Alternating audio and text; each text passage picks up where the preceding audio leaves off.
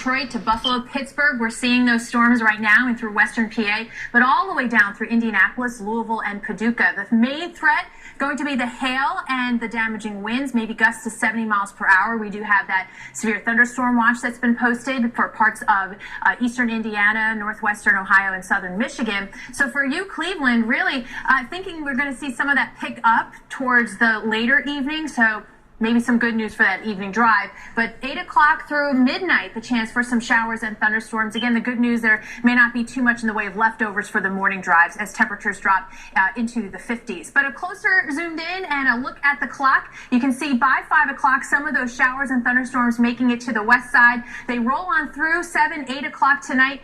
And we may be in the thick of it by later on tonight, maybe just about the time you're putting the kids to bed. And then 10, 11 o'clock comes around and we're starting to see some of that begin to wind down, but not before, making it real tough to be on Interstate 80, 480 around the Cleveland area. Also, Detroit, we're talking about basically now through later on tonight, the chance for some showers and thunderstorms. So real kind of mess of an evening drive. It affects all the interstates around you, 75 and 96 as well as 275. In the thick of it through 7 o'clock, think about the late dinner hour. If the kids have practice after school, that's absolutely going to affect them. And then by 8 o'clock, things really winding down and quieting down and remain pretty quiet. A few trace of showers here through the after midnight hour. Liana?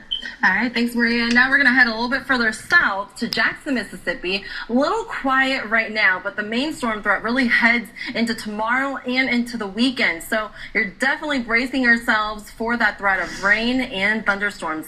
And we're going to take a look at Little Rock at first. So we have that threat of thunderstorms really in the morning Friday, but then it calms down a little bit Saturday and Sunday. So your main threat is going to be Friday morning, but that threat continues to shift further east. So tomorrow, here's what we're looking at, mainly over the southern plains, where we're going to have a lot of moisture lifting up from the south. That dry line continues to move east, and on the surface, we're seeing some low-level jet stream winds.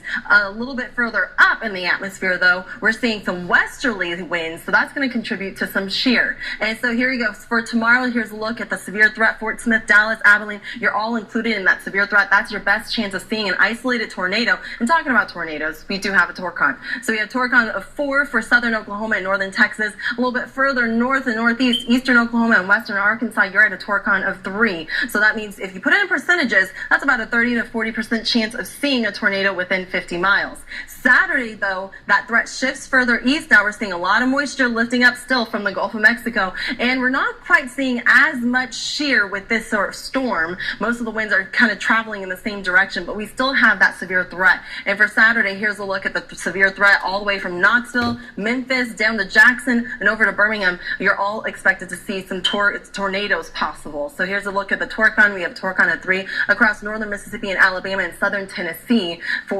that's for Saturday. So for Memphis, Thursday night, Friday night into Saturday, you're seeing a very, very busy threat for thunderstorms continuing, and it's going to be hit or miss starting Thursday night, but then that threat could really remain solid and continues all the way through the first part of the weekend. By Sunday, the severe threat now shifts towards the coast. Here's a look at the spots that are expected to see an isolated tornado, very gusty winds, and large hail is all a possibility in the red area. Savannah, Jacksonville, Tallahassee, Columbia, Charlotte, Wilmington, you're all included in that threat.